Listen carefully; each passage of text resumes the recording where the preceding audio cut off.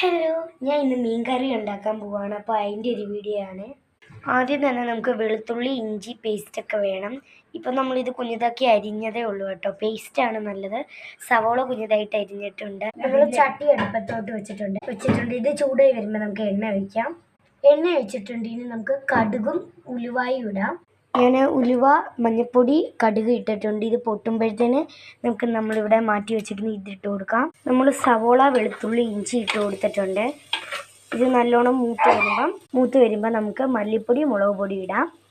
അങ്ങനെ ഞാൻ മുളക് പൊടിയൊക്കെ ഇട്ടിട്ടുണ്ട് കേട്ടോ.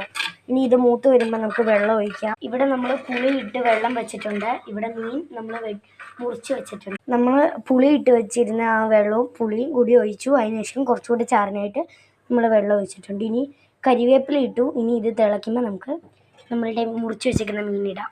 നമ്മൾ മീൻ ഇടാൻ പോവാണ് കേട്ടോ. മീൻ കറി റെഡി.